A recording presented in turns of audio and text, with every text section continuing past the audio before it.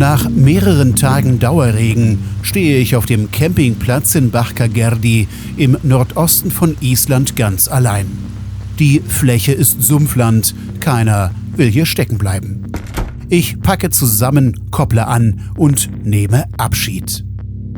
Die Ruhe, die Einsamkeit hier, das war großartig. Ich habe den Campingplatz nach 14 Tagen sehr lieb gewonnen. Aber es geht weiter. Ich bin neugierig auf das, was jetzt passiert. Mein Ziel ist Melrudalur, ein Bauernhof mit einer interessanten Geschichte. Abseits der Ringstraße gibt es dort einen einsamen Campingplatz. Doch wie so häufig in Island wird schon die Anreise zum Erlebnis.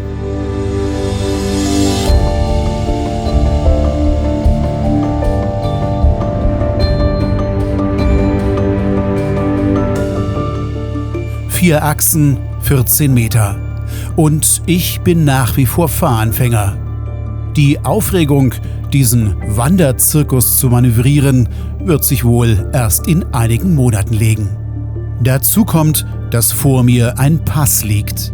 Er ist zwar nur etwas über 400 Meter hoch, aber bei 2 Grad Außentemperatur befürchte ich Schneefall.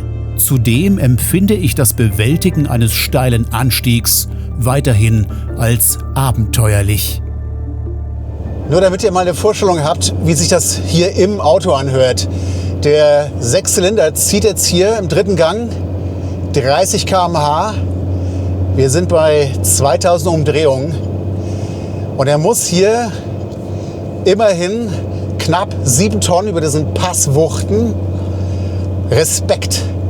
Es gelingt. Wir sind fast oben. Und meine Angst, dass wir hier irgendwie im Schnee stecken bleiben, war unbegründet. Ich sehe schon den Kamm. Wir werden es schaffen. Was ich gelernt habe, man kann den nachfolgenden Verkehr nach solchen Anstiegen glücklich machen. Den armen Suzuki Jimny sehe ich schon seit langem in der Rückfahrkamera. Wer da mal rechts ranfährt, wird freudig angehupt. Vor mir liegen nun die Talfahrt und eine lange Ebene. I was out there alone, moving from station to station. I've been searching for the right one, but I was ready for something more.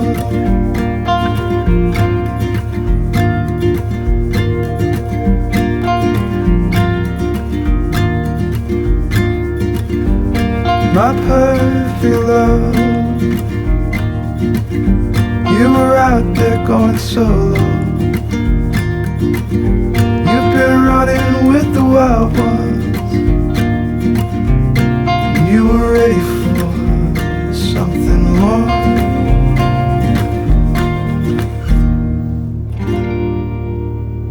Nach einer Stunde Fahrt erreiche ich einen Ort, an dem ich neugierig anhalte. Das Wasserkraftwerk Lagarfoss. Wer sich fragt, wie Island es schafft, seinen Strom fast ausschließlich regenerativ zu erzeugen, findet hier eine Antwort. Mit Geothermie und vor allem mit Wasserkraft. Lagarfoss erzeugt 28 Megawatt. Das reicht fast für eine Kleinstadt und sieht ziemlich imposant aus. Es geht weiter.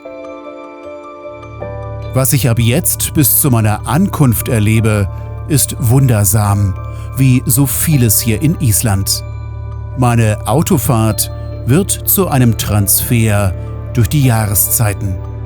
Erst kommt der Frühling, dann der Sommer und schließlich der Winter.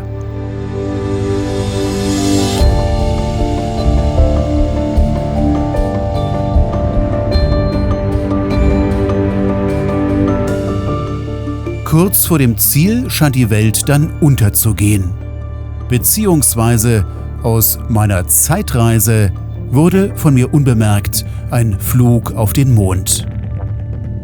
Und genau in dieser extraterrestrischen Phase meiner Fahrt verlasse ich die berühmte Ringstraße und biege ab Richtung Hochland.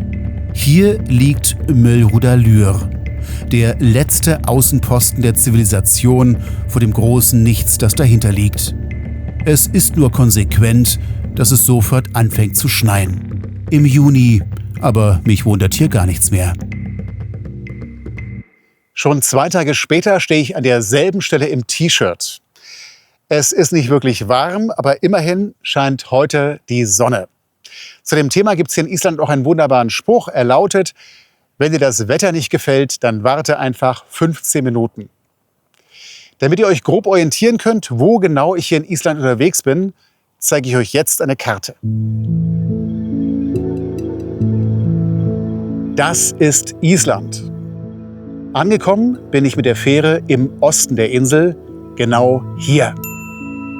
Meine erste Tour führte in den Norden zu meinem ersten Zeltplatz in Bahkageri. Von dort bin ich dann in den Südwesten gefahren. Der Name des Ortes Mölruda-Lür. Der Ort ist winzig, aber oft stecken ja in kleinen Orten große Geschichten.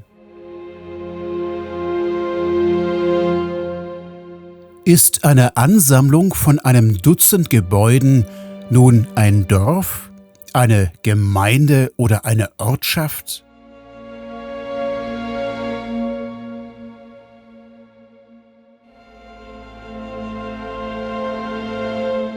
In jedem Fall gilt Mölruda-Lür als die am höchsten gelegene bewohnte Siedlung Islands.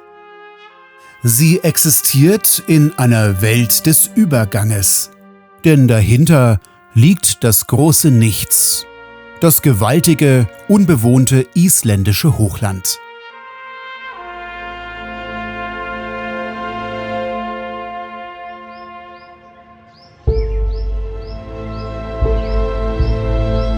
Mölruda-Lür gibt es seit den Anfängen des isländischen Christentums, also seit fast 1000 Jahren. Schon in den alten Wikingersagen wird der Ort erwähnt. Früher führte hier die isländische Ringstraße durch. Inzwischen gibt es eine Umfahrung und somit auch keinen Durchgangsverkehr. Wer nach Mölruda-Lür kommt, sucht zumeist etwas Konkretes wie Essen oder Unterkunft, im Restaurant, im Gästehaus oder auf dem Campingplatz. Jetzt im Sommer sieht das alles sehr bezaubernd aus. Ganz anders im Winter. Hier in Mölruda-Lür wurde mit minus 38 Grad Celsius die geringste Temperatur gemessen, die man jemals in Island gemessen hat. Im Winter sind die Tage hier sehr kurz. Das Wetter ist unberechenbar und die Natur ist lebensfeindlich. Die Frage, die ich mir stelle, ist: Was sind das für Menschen, die dafür Sorge tragen, dass solch ein Ort über die Jahrhunderte hinweg existiert?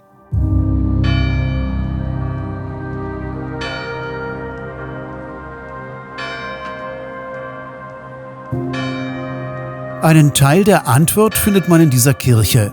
Sie ist klein, hübsch und auch hier zeigt das Altarbild wieder die Bergpredigt. Ein Motiv, das mir in Islands Kirchen schon häufiger begegnet ist.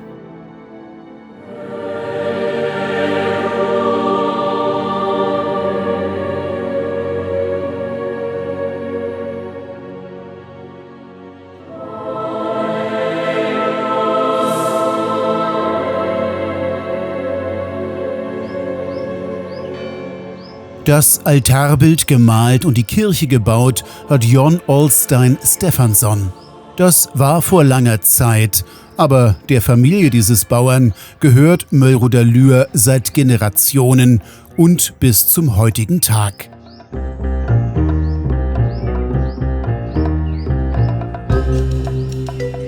Sein Urenkel Wille, der Mann hier rechts im Bild, ist letztendlich die personifizierte Antwort auf meine Frage, wie ein solcher Ort über Jahrhunderte existieren kann. Es ist eine kurze Antwort, sie lautet Familie. Gemeinsam mit seiner Frau Elisabeth hat Wille den Hof vor 20 Jahren übernommen und seitdem immer weiterentwickelt. Bara því að ég fæddur hérna, ég uppalinn hérna, ég hrifinn af náttúrunni, hrifinn af hálendinu. Meine Familie lebt hier seit über 150 Jahren. Das war für mich der wichtigste Grund, mich hier zu engagieren. Ich liebe das Hochland, die Region und diesen Ort. Mein Ziel war eine Landwirtschaft, mit deren Erträgen ich Gäste bewirten kann. Ja, það sem langt frá öðrum.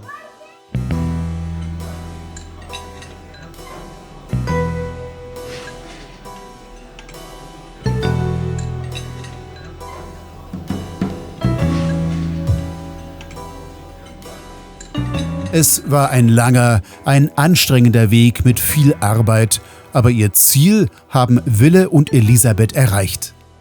Sie betreiben hier gemeinsam ein Restaurant mit Gerichten aus der eigenen Landwirtschaft, vom Lammfleisch bis zu den Fischen, die man hier in den Flüssen fängt.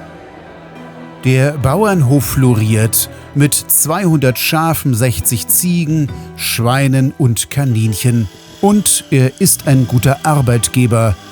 Die Menschen, die hier arbeiten, kommen aus 8 Nationen.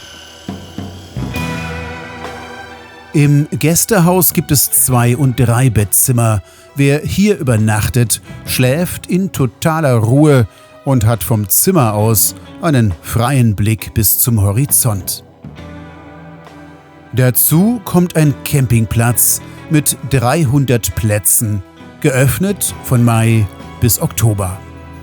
Man kann klar sagen, Mölruder-Lür als Verbindung von Landwirtschaft und Tourismus ist ein Erfolgsmodell.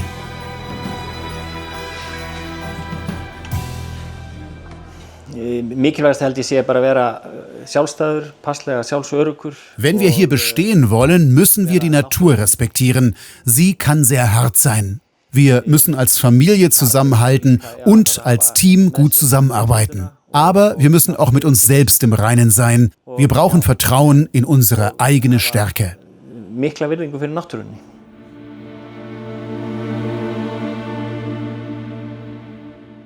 Mölruder-Lür hat in den fast 1000 Jahren seiner Existenz vielen Gefahren getrotzt. Von der Pest über Eisbären bis zu Vulkanausbrüchen. Und doch gibt es diesen Ort noch immer. Man muss sich nur einmal die meterdicke Isolierung im Torfhausstil anschauen, um ein Gefühl für den Winter hier zu bekommen.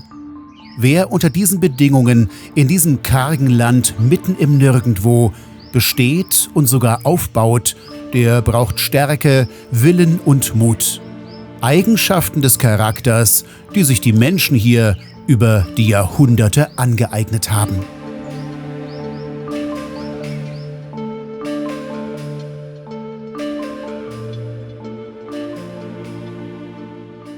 Der Weg, den ich heute hier einschlage, den kann man als durchaus gewagt bezeichnen.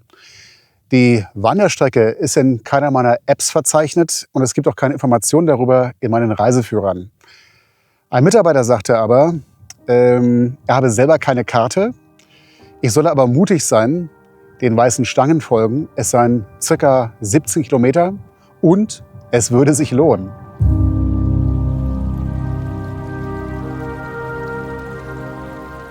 Ich starte direkt am Campingplatz. Mein Ziel ist ein Lavafeld. Schon auf der Anfahrt habe ich einen Teil davon sehen können. Ich finde diese raue und unwirkliche Landschaft faszinierend und möchte sie mir näher anschauen.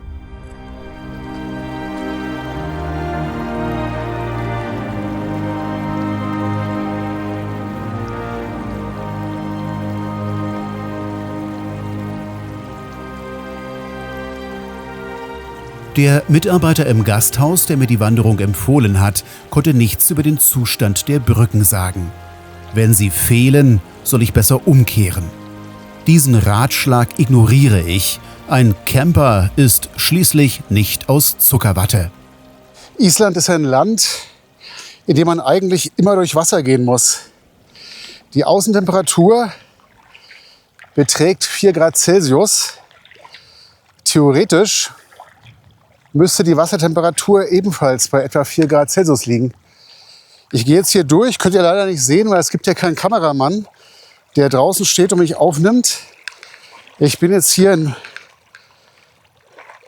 Wadentiefe. Es funktioniert. Das Motto lautet doch hier: Selbst ist der Mann. Wow! Es funktioniert. Den Markierungen folgend geht es immer weiter. Während meiner Wanderung sehe ich Heidegänse. Hier leben Füchse und es gibt die einzigen bekannten Nistplätze der Schneeeule in Island. Seit meiner Flussquerung habe ich keine menschlichen Fußspuren mehr gesehen. In diesem Jahr bin ich vermutlich der Erste, der hier wandert. Dann erreiche ich mein Ziel. Oder anders formuliert, ich bin auf dem Mars gelandet.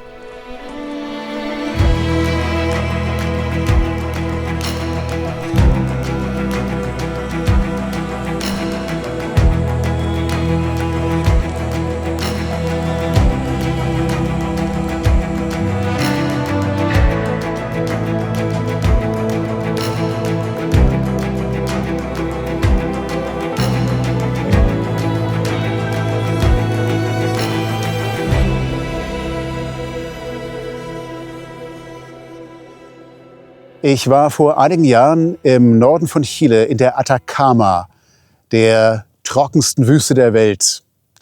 Ein wunderbares Reiseziel übrigens, wo ich unbedingt wieder hin möchte. Und dort gibt es ein Tal, das Valle de la Luna, das Tal des Mondes. Und man sagt, dass dieses Tal der Ort auf der Erde ist, der dem Mond am ähnlichsten sieht. Wenn ich mich jetzt hier umschaue, muss ich sagen, ist Island für die Atacama-Wüste eine ernstzunehmende Konkurrenz. Und noch bin ich nur am äußersten Rand dieses Lavafeldes, das übrigens das größte seiner Art in Island ist. Die Fläche heißt übersetzt Missetäter-Lavafeld, angeblich, weil sich hier vor langer Zeit Straftäter versteckt haben. Am Horizont sieht man einen Tafelvulkan mit dem schönen Namen die Breitschultrige oder die Königin der Berge von Island. Davon nicht weit entfernt liegt der Vulkan Askja. Zu Fuß werde ich diese Berge nicht erreichen, aber ich hoffe, dass ich ihnen etwas näher komme. Doch schon wieder bremst mich ein Fluss und dieses Mal leider endgültig. Ich habe es probiert und habe abgebrochen. Es ist etwa ein Dreiviertelmeter tief. Wenn man muss, kann man da durch. Aber ich weiß auch nicht, wie der Weg dahinter weitergeht. Ob es jetzt nicht immer wieder solche Flüsse gibt. Daher breche ich an dieser Stelle schweren Herzens ab.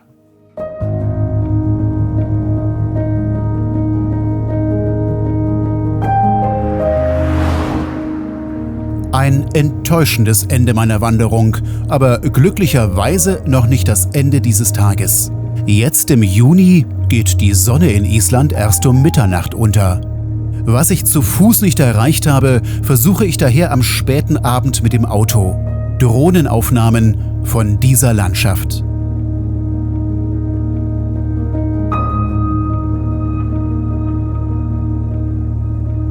Es soll Menschen geben, die sie als fremdartig und abstoßend empfinden, als Ort der Toten und des Grauens. Für mich ist diese Landschaft wie ein surrealer Traum, eine andere Welt, die mich zum Staunen bringt.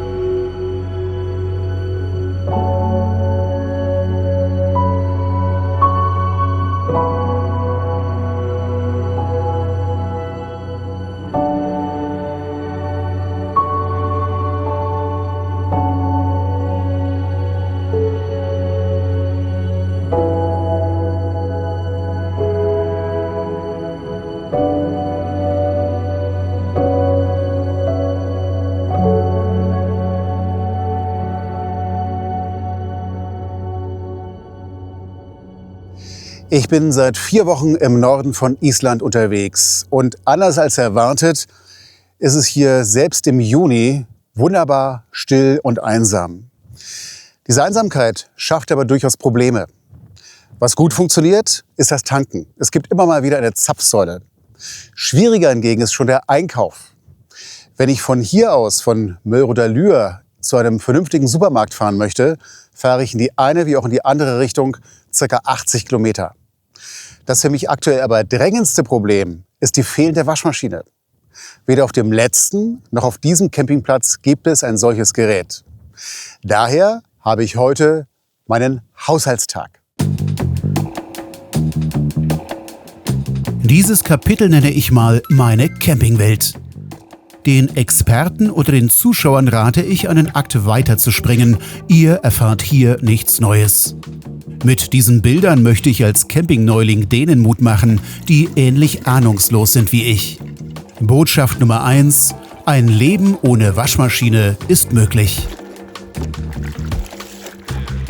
Sensible Zuschauer sollten jetzt die Augen schließen. Die nächsten Bilder könnten verstörend wirken. Gezeigt wird Unterwäsche. Botschaft Nummer 2: Auch ein Leben ohne Wäschetrockner ist möglich. Es gibt Island-Reisende, die umrunden die Insel in 10 oder in 14 Tagen und haben dafür sicher auch gute Gründe. Und ich mit meinen 5 Monaten bin keinesfalls der Maßstab. Aber ich möchte diesen Highspeed-Reisenden hier mal etwas zeigen, was sie so möglicherweise nie zu Gesicht bekommen. Einen völlig leeren Campingplatz. Ab Mittag bin ich ganz allein. Erst am Abend kommt die Kolonne der Island-Umrunder. Manche von ihnen wirken gestresst, was ich verstehen kann. Es kann anstrengend sein, jeden Touristen-Hotspot zu sehen. Meine Botschaft Nummer 3 lautet deshalb: Habt den Mut zur Langsamkeit. Eine Alternative zur Umrundung ist das Camping in nur einer Region von Island. So sieht man nicht alles, aber man sieht es entspannter. Das kann natürlich nur eine Anregung sein. Am Ende muss jeder selber entscheiden, was ihn glücklich macht. Aber ihr habt es jetzt mal gesehen. Es gibt hier, zumindest tagsüber, komplett leere, einsame, wunderschöne Campingplätze. Als Camping-Neuling weiß ich natürlich nicht, ob ich möglicherweise der Einzige bin, der auch einen Staubsauger benutzt. Wenn dem so ist, dürft ihr ruhig lachen. Ich selber liebe mein Gerät. Ich kann es euch mal zeigen. Ich verdecke dabei die Marke. Ich will ja keine Werbung machen. Ja, so sieht es aus. Ihr werdet es schon mal gesehen haben. Und ich muss sagen, es leistet mir gute Dienste. Da ich in demselben Raum schlafe, in dem ich auch wohne, logisch, habe ich relativ viele Flusen in diesem Raum. Und bevor ich die mit der Hand einsammle, nutze ich dieses hervorragende technische Gerät. Daher Botschaft Nummer 4. Wenn es sich gut anfühlt und niemandem schadet, kann man beim Camping fast nichts verkehrt machen. Es ist nur eine kleine Fläche, man braucht also nur wenige Minuten. Aufregender ist das, was jetzt folgt. Ich könnte jetzt zu einem Bauern gehen und fragen, die haben ja alle Schafe hier. Aber ich weiß nicht, wie ein Isländer auf so ein Anliegen reagiert. Normalerweise lasse ich mir alle 3 Wochen die Haare schneiden. Sie sind jetzt nach 2 Monaten länger, als mir lieb und angenehm ist. Ich habe nicht unbedingt die richtigen Gerätschaften mit. Ich habe das auch noch niemals in meinem Leben gemacht. Aber die Losung des heutigen Tages lautet: Selbst ist der Mann. Ein kühner Plan. So, jetzt passiert's. Für mich ist es eine absolute Premiere.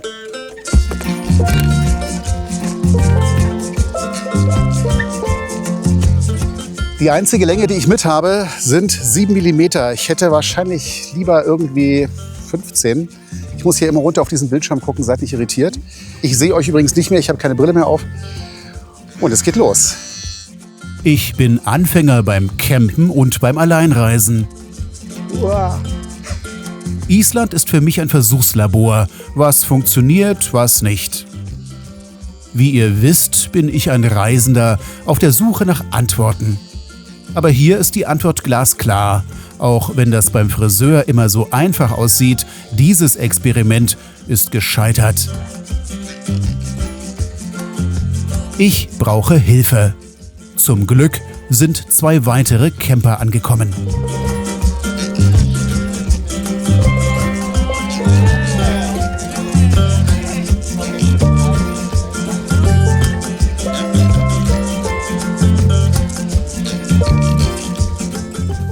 So, ich bin allein komplett gescheitert. Also ich bekomme es alleine nicht hin, mit dieser Maschine mir die Haare zu schneiden. Ich hatte es gehofft, es funktioniert nicht. Aber es sind 2 wunderbare Damen eingetroffen, die ich gefragt habe, ob sie mir nicht helfen möchten. Und das sind einmal die Spieler, hi. Spieler und Nadia, hi. La la la la la la la la la. Everyone a come and we should have fun. La la la la la la la la la. Everyone a come and we must have fun. Every day we say that things is hard. Still we better than plenty abroad. Earthquake come and it shake down some. Earthwind come and it blow down some. Diese Bilder wirken vielleicht etwas befremdlich. Aber mein Film soll ehrlich sein und meine Campingwelt so darstellen, wie sie ist. Diese Aktion hat auch ihre positive Seite. Sie zeigt, wer sich traut zu fragen, bekommt Hilfe, auch hier im Norden von Island. Meine Botschaft Nummer 5 lautet: Habt keine Angst, aber macht nicht alles nach, was ich vormache. die beiden Damen aus Slowenien waren wirklich sehr hilfsbereit. Es zeigt sich wieder, Camper sind gute Menschen. Inwieweit das jetzt gut aussieht, sollen andere beurteilen. Ist es das, was ich wollte? Es ist kurz, es ist NATO-Standard und ich werde ab sofort verstärkt meine Mütze tragen. Und wieder heißt es Sachen packen. Fast 2 Wochen war ich in Möllrudalur. Ein kleiner Ort mit langer Geschichte und wenigen, aber sehr herzlichen Bewohnern. Es geht weiter, dieses Mal in den Norden. Don't wait for me, honey. Don't wait. 'Cause I'm always heading your way. And I know exactly what I'm looking for. And as we go, I'll keep running till I can no more.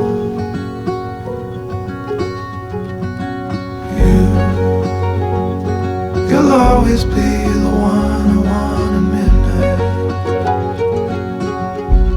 You'll always steal my breath away, yeah.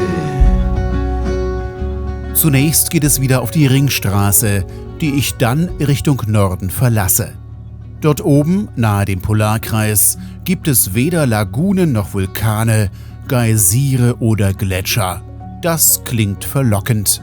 Vielleicht finde ich dort isländische Einsamkeit, fernab der aufgeregten Touristen, die ab Mitte Juni in immer größerer Zahl die Insel umkreisen. Zur besseren Orientierung hier noch einmal meine Strecke auf der Karte. Nördlich des Hochlandes bin ich in Möllrudalur losgefahren, zunächst auf die Ringstraße, um dann Richtung östliches Nordland abzubiegen. Schon bei meiner Anreise merke ich, dass sich die Straßen leeren. Kurz vor meinem Ziel, einem Campingplatz nahe Vopnafjörður, begegne ich dann über lange Zeiträume keinem anderen Auto. Ein gutes Vorzeichen. Wer sich von euch nur für Island interessiert, kann das nächste Kapitel gerne überspringen.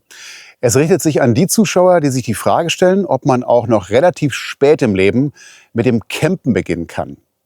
Ich berichte in diesem Film ja sehr häufig über meine Ahnungslosigkeit, möchte aber vor allen Dingen Mut machen und Optimismus verbreiten.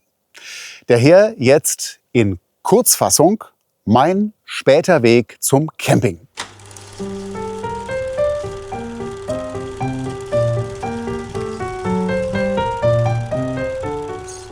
Meine Camping-Erfahrungen liegen fast ein halbes Jahrhundert zurück.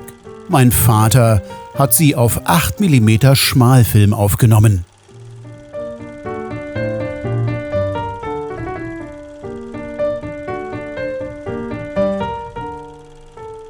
An die Zelturlaube mit seiner Studentengruppe habe ich unvergessliche Erinnerungen. Das war Mitte der 70er Jahre in Prerow an der Ostsee. Danach hat mich Camping nicht weiter interessiert.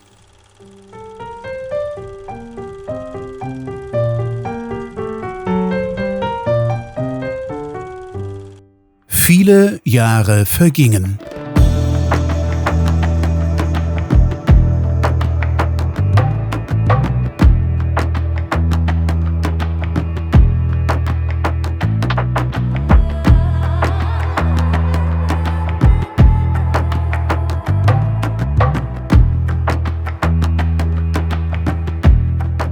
Jahrzehnte später habe ich dann mit meiner damaligen Freundin lange Reisen auf die Südhalbkugel unternommen. Wir waren in den unterschiedlichsten Ländern, teilweise über viele Monate, immer auf der Suche nach dem Ende der Welt. Dabei entstand der Plan für eine Campingweltreise mit Auto und mit Anhänger.